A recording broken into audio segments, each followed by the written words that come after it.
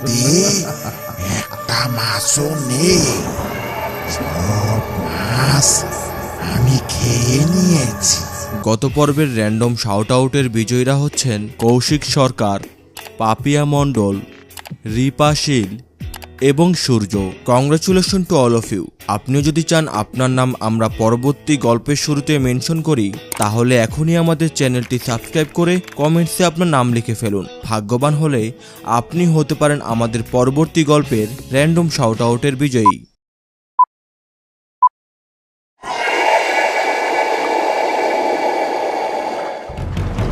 দাদা, এটা কিসের শব্দ? চুপ করে বসে থাকুন দাদাবাবু। প্রাণের মায়া থাকলে কোনো কথা বলবেন না। আমি চুপ করে বসে রইলাম। খানিকক্ষণ বাদে আবার সেই শব্দটা, একটা ভয়ঙ্কর অতি অমানবিক শব্দ, যেন সাক্ষাৎ নরক থেকে ভেসে আসছে শব্দটা।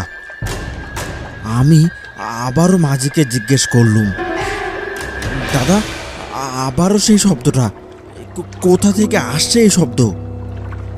মাঝি আবারও আমার কথার কোনো উত্তর দিল না। এবার মুখে কোনো সারা শব্দ না করে শুধু আঙ্গুল মুখের সামনে নিয়ে আমায় চুপ থাকার ইশারা দিল। 10 মিনিট পর একটা পাড়ের কাছে গিয়ে মাঝি এই প্রথম মুখ খুলল।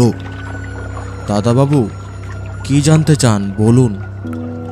আমার আর কিচ্ছু জানার দরকার নেই। আর কতক্ষণ লাগবে আমার ঘাটে পৌঁছাতে, এটা বলো। বাবু, ভয় পেলেন নাকি? আর বেশিক্ষণ না, এই তো আধা ঘন্টার মধ্যেই পৌঁছে যাব। ভয় পাবো না। তুমি কিছুক্ষণ আগে যা শুরু করলে, কোনো কথারই উত্তর দিচ্ছ না, শুধু অদ্ভুত আচরণ করছো। দাদাবাবু, যদি প্রাণটাই না থাকে তাহলে আচরণ দিয়ে কি করবেন? প্রাণ পাখি উড়ে গেলে পড়ে থাকে তো শুধু খাঁচা। ওই দেখছেন না, এই রাতেও উপরের চিলগুলো কেমন উড়ে বেড়াচ্ছে। কখন একটা মাংসপিণ্ড পাবে আর ওগুলোকে ছিঁড়ে বিড়ে খাবে, তারই অপেক্ষায় আছে ওরা। বুঝলেন? আপনি কে যেন বলছিলেন বন্ধুর বিয়েতে এসেছেন, তাই না? হ্যাঁ। ও ঠিক আছে, শুধু প্রাণে বেঁচে ফিরলেই হয়। এসব কি অদ্ভুত কথা বলছেন আপনি? সেই প্রথম থেকেই দেখছি। আপনি এক কাজ করুন, আমাকে কাছের কোনো ঘাটে নামিয়ে দিন। আমি আপনার নৌকোতে আর যাব না। বাবু, রাগ করছেন কেন? এই রাতে কোনো ঘাটে আর নৌকো পাবেন না। তাছাড়া সেই শব্দটার কথা কি ভুলে গেলেন? সেই শব্দটার কথা ভাবতেই আমি আমার মনের রাগটা আপোস করে নিলাম। মাঝিকে জিজ্ঞেস করলাম, দাদা, ওটা কিসের শব্দ ছিল? জল পিশাচ। কি? জল পিশাচ? কি বাজে বকছো? বাজে কথা নয় দাদাবাবু। আপনার জীবনে এমন শব্দ কি কখনো শুনেছেন বলুন তো? এ যেন সাক্ষাৎ নরকে ডাক। ওই পিশাচটা আজ এসেছে। এই কথা বলেই মাঝি তার একটা হাত জলে চুবিয়ে কিছুটা জল তুলে নিল এবং নাকের কাছে নিয়ে বলল, যেমনটা ভেবেছিলাম। পুরো নদীতে একটিও মাছ নেই। সব মাছ চলে গিয়েছে সেই ডুমিরির খালে। মাঝির এমন অদ্ভুত আচরণে আমার বোধ বুদ্ধি যেন হ্রাস পেতে আরম্ভ করলো। আমি বললুম, আপনি বুঝি জলের ঘ্রাণ শুকে বলে দিতে পারেন এখানে মাছ আছে কি না? এ তো দেখছি পাগলের প্রলাপ শুরু করেছেন। এও কি সম্ভব নাকি? বাবু, আমি পাগল নই। যা বলছি সব সত্য, এতটুকু মিথ্যে নেই। আচ্ছা বাবু, আপনার ঘাটে পৌঁছাতে তো এখনো আধ ঘন্টা খানিকের মতন লাগবে। এই সময়ের মধ্যে একটা ছোট গল্প শুনবেন নাকি? হ্যাঁ, শোনান। আচ্ছা, শুনুন তাহলে। আমার নাম নিতাই। সবাই আমাকে নিতাই জেলে বলেই ডাকে। আপনি যেই গ্রামে যাচ্ছেন সেই গ্রামেই আমার বাড়ি। আমার নিজের কোনো ছেলে পুলে নেই, তবে আমার ভাইপো ছিল একজন, বঙ্কু, আমার বড় ভাইয়ের ছেলে। সেবার বানের জলে আমার বড় ভাই আর বৌদির মৃত্যুর পর বঙ্কু আমার কাছেই থাকে। আমি ওর দেখাশোনা করি। কাকু, আজও কি মাছ ধরতে যাবে না? জলে তো মাছ নেই রে। এই বছর কি যে হলো, গত 1 মাস ধরে নদীর কোনো ফাঁক ফোকর বাদ রাখিনি, কিন্তু জালে একটাও মাছ পেলাম না। এই মাছ ধরা ছাড়া তো আর কোনো কাজও জানি নে। কি খেয়ে যে বাঁচবো। বঙ্কু আর আমি দাওয়ায় বসে এসব কথাই বলছিলাম, আর ঠিক এমন সময় ন্যাপলা এসে বলল, এই নিতাইদা, আজ রাতে মাছ ধরতে যাবে নাকি? শুনলাম জলে নাকি অনেক ইলিশ এসেছে। আমি তো আজ সারা রাত মাছ ধরবো, তুমিও এসো। শাপলা ঘাটে আমি থাকবো। এই কথা বলেই ন্যাপলা দৌড়ে চলে গেল। আনন্দে ও যেন আত্মহারা হয়ে গেছে। জলে নতুন ইলিশের কথা শুনে আমার মনটাও চঞ্চল হয়ে উঠল। কাকু, আজ কি তাহলে রাতে মাছ ধরতে যাবে? হ্যাঁ, যাব তো অবশ্যই। এতদিন পর মাছ এসেছে নদীতে। তোমার শরীরটা তো ভালো না, কদিন ধরেই তোমার জ্বর। কাকু, আমায় তোমার সাথে নিয়ে যাও আজ। আরে না না, আমরা মুখ্য সূক্ষ্ম মানুষ। তুই পড়ালেখা করিস, তোকে আমার সাথে যেতে হবে না। মাছ ধরা এগুলো আমার পেশা। মাছ ধরতে গেলে ঠান্ডা জ্বর সব চলে যাবে। কাকু, নেও না, একদিন গেলে কি এমন হবে? আজ রাতে তোমার সাথে একটু মাছ ধরতে গেলুম, আর তোমাকে দেখেও রাখলুম। আচ্ছা ঠিক আছে, তুই দেখছি একদম নাছর বান্দা। সেই রাতে বঙ্কুকে নিয়ে আমি রওনা দিলাম শাপলা ঘাটের দিকে। সেখানেই ন্যাপলার থাকার কথা। আমার হাতে জাল ছিল, আর বঙ্কুর হাতে একটা হ্যারিকেন। রাতে মাছ ধরতে এই হ্যারিকেন আর জাল দুটোই দরকারি। সে রাতটা কেমন যেন থমথমে ছিল। হালকা বাতাস ছিল, কিন্তু তারপরও কেমন যেন একটা ভ্যাপসা গরম লাগছিল। মাঝে মাঝে দুই একটা মিশ্রিত পাখির ডাক কানে ভেসে আসছিল। শাপলা ঘাটে যেতে হলে একটা সরু বাঁশবাগান পার হয়ে যেতে হয়। বঙ্কু আর আমি সেই বাঁশবাগানের মধ্য দিয়েই যাচ্ছিলাম। হঠাৎই নাকে একটা ভয়ঙ্কর গন্ধ ভেসে আসছিল। গন্ধটা হলো একটা পাঁঠার গন্ধ। কিন্তু গায়ে কাটা দিল এটা ভাবতেই যে আশেপাশে 4 কিলোর মধ্যে একটি বাড়ি ঘরও নেই। তাহলে এই পাঁঠার গন্ধ আসলো কোথা থেকে? কাকু, ন্যাপলা কাকু। বঙ্কু ন্যাপলার নাম নিতেই হঠাৎ থেমে গেল। আমি ওর দিকে চাইতেই আমার মাথায় যেন একটা মুগুরের আঘাত লাগলো। হঠাৎই মনে পড়ল, ন্যাপলা তো আজ থেকে 5 বছর আগে সাগরে মাছ ধরতে গিয়ে জলে ভেসে যায়। তাহলে আজ যে ন্যাপলা এসেছিল সে কে ছিল? ইলিশ মাছের কথা শুনে আনন্দে আত্মহারা হয়ে আমি ভুলে গিয়েছিলাম ন্যাপলার কথা। কাকু, ওটা কে ছিল? আরে এসব কিছু না, আমরা যে কাজ করতে এসেছি এই কাজই করি, চল। বিষয়টাকে ধামাচাপা দেওয়ার সর্বাত্মক চেষ্টা করলাম আমি। হ্যাঁ রে, আমাদের নৌকাটা কোথায়? কাকু, ওই যে ওটা না? হ্যাঁ হ্যাঁ, ওইটাই তো। আমি নৌকাটা একটা শিমুল গাছে বাঁধা দেখলাম, কিন্তু মুশকিল হলো বইটা তো বাড়িতেই রেখে এসেছি। এই বঙ্কু, বইটা তো বাড়িতে ফেলে এসেছি, ঘরের মাথার উপরে ওই বইটাটা। হ্যাঁ, তাই তো। আচ্ছা, তুমি চিন্তা করো না, আমি এক দৌড়ে বৈঠাটা নিয়ে আসছি। তুমি এখানে দাঁড়াও। একা যেতে পারবি? ভয় পাবি না?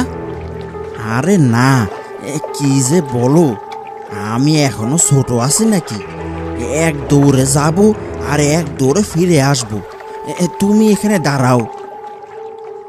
এই কথা বলেই বঙ্কু বাড়ির দিকে দৌড়াতে আরম্ভ করলো। ও চলে যেতেই আমার মনের ভেতরটা কেমন জানি কুগাইতে লাগলো। প্রায় আধা ঘন্টা পর বঙ্কু এক হাতে বইটা আর এক হাতে হ্যারিকে নিয়ে অন্ধকার ভেদ করে আমার দিকে এগিয়ে এলো। কিরে, এত দেরি করলি কেন? আর বলো না, আসার সময় বাঁশ বাগানের রাস্তাটা গুলিয়ে ফেলেছিল, ওখানেই একটু দেরি হয়ে গেল। আচ্ছা চল, অনেক রাত হয়ে যাচ্ছে। এরপর আমি আর বঙ্কু নৌকাটায় উঠে শাপলাঘাট থেকে ত্রিমণির দিকে এগোতে লাগলাম। আমি নৌকা বাইছিলাম আর বঙ্কু জাল নিয়ে নৌকাতে বসেছিল। একটা জিনিস লক্ষ্য করলাম, বইটা নিয়ে আসার পর থেকে বঙ্কু তেমন কথা বলছিল না, একদম চুপচাপ বসে রইল। আরও একটা জিনিস লক্ষ্য করলাম, বঙ্কুর শরীর থেকে ওই পাঠার গন্ধটা আসছে, তীব্র গন্ধ। আমি ঠিক কিছু বুঝতে পারছিলাম না। ধারণা করলাম হয়তো সেই বাঁশবাগান দিয়ে আসার জন্যই ওর শরীর থেকে গন্ধটা করছে। বেশ কিছুক্ষণ পর আমরা ত্রিমণির কাছাকাছি পৌঁছে গেলাম। নতুন ইলিশগুলো এখানেই বেশি পাওয়া যায়।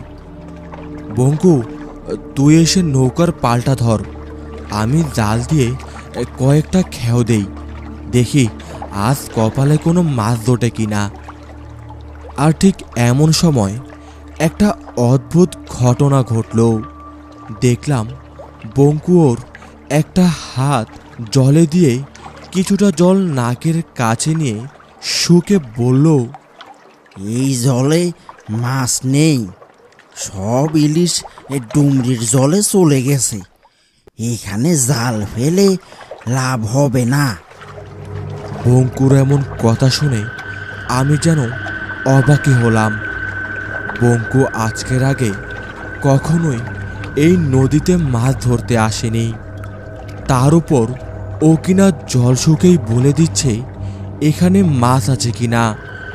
আমি বললাম, এই ছোকরা, তুই আজকের আগে জীবনে একদিনও এই নদীতে মাছ ধরতে আসিসনি, আর এখন কিনা তুই জল শুকেই বলে দিচ্ছিস এখানে মাছ নেই।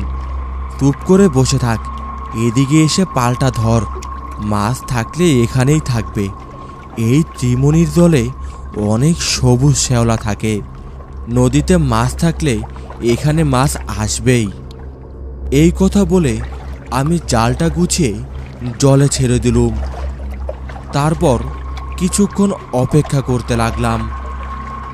বঙ্কুর দিকে চেয়ে দেখলুম ও জলের দিকে এক ধ্যানে তাকিয়ে রয়েছে, চোখের পলক যেন ফেলছিল না সে।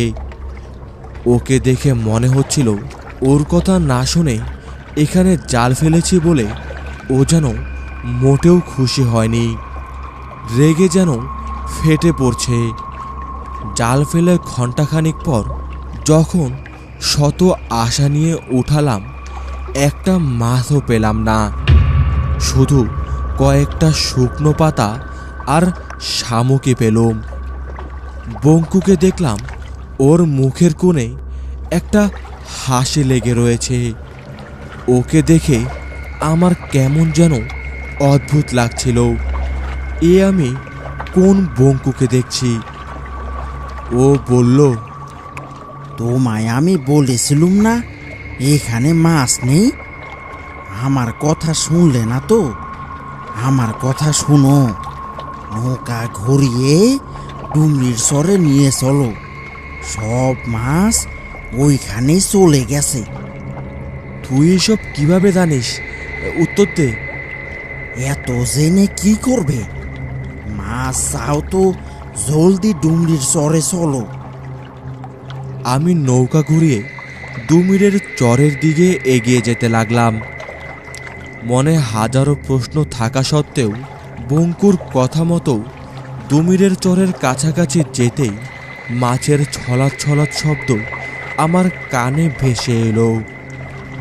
সেই 7 বছর বয়স থেকে মাছ ধরছি, কিন্তু সে রাতের মতন মাছের এমন তাণ্ডব আমার জীবনে দেখিনি। আমি দ্রুত দুমিরের স্তরে সেই ঝোপে নৌকা নিয়ে আস্তে আস্তে এগোলুম। ওই জায়গাটা বড় বড় লতা পাতা আর গাছ দিয়ে ভরা। সাবধানে ওখানে গিয়ে জাল ফেলতেই জাল যেন ভার হয়ে গেল। জাল দ্রুত উঠিয়ে দেখতেই আমার চোখ যেন ছানা বড়া হয়ে গেল। আমার জীবনে এত মাছ আমি একবারও দেখিনি। কম করে হলেও 20 কেজি মাছ উঠেছিল। আমি আনন্দে আত্মহারা হয়ে বঙ্কুকে বললাম, ওরে বঙ্কু, এত মাছ আমি তো আমার পুরো জীবনেও দেখিনি। আমাকে মাছগুলো দে, আমার জন্যই তো পেলি। অনেক দিন ধরে আমি মাছ খাই না। দে দে দে, আমায় দিয়ে দে। বঙ্কু, এসব কি বলছিস তুই? বঙ্কু?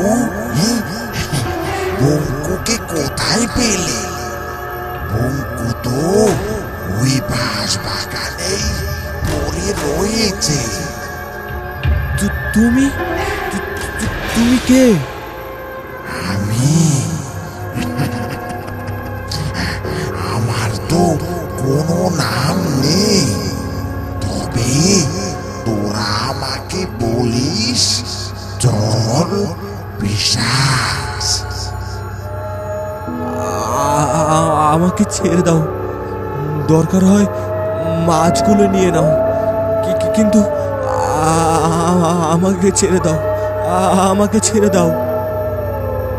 আরে পাগল, এই কটা মাছ খেয়ে কি আমার পেট ভরবে? এই মাছগুলো খাবো, তারপর তোর মাথা খাবো। তোর ভাইপো এখনো বেঁচে আছে, তোকে খেতে দে, নয়তো তোর ভাইপোর মাথা দে। আমি প্রাণের মায়ায় নদীতে একটা ঝাঁপ দিলুম। পাশের এক ঘাটে উঠে দৌড়ে সেই বাঁশবাগানে গেলুম। বাঁশবাগানে গিয়ে দেখি বঙ্কু সেখানেই পড়ে রয়েছে, তবে তার পাশে দাঁড়িয়ে রয়েছে সেই জলপিশাচ, আর ওর হাতে বঙ্কুর কাটা মাথা। কি এসব কি বলছেন? সন্ধ্যায় সন্ধ্যায় নেশা করেছেন নাকি? এসব কি উল্টো পাল্টা কথা বলছেন? উল্টো পাল্টা কথা নয়, একদম সত্য কথা। কোথায় সেই মাঝি? মুহূর্তেই দেখলাম বিভৎস রূপের এক জলপিশাচ আমার সামনে। এমন গন্ধ যেন পেট থেকে সব কিছু বেরিয়ে আসবে। এই এই তুমি কে? গল্পের সেই জল পিশাচ।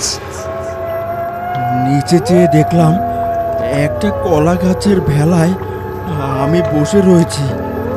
তার মানে এই মাঝি, এই নৌকা কোনো কিছুই কি ছিল না? সবই এই জল পিশাচের ফাঁদ। আমায় ছেড়ে দাও, আমি এখানে এসে বড় ভুল করেছি। আমি আর জীবনে এখানে আসবো না। তুমি আমায় মেরো না। মারবো না? তাহলে আমার খিদে মিটবে কি করে? এই মরা নদীতে একটা মাছও নেই। সব মাছ আমি খেয়ে নিয়েছি। এখন তো তোদের মাথায় আমার খাবার। গল্পটি ভালো লেগে থাকলে ভিডিওতে লাইক এবং চ্যানেলটি সাবস্ক্রাইব করে আমাদের পাশেই থাকুন।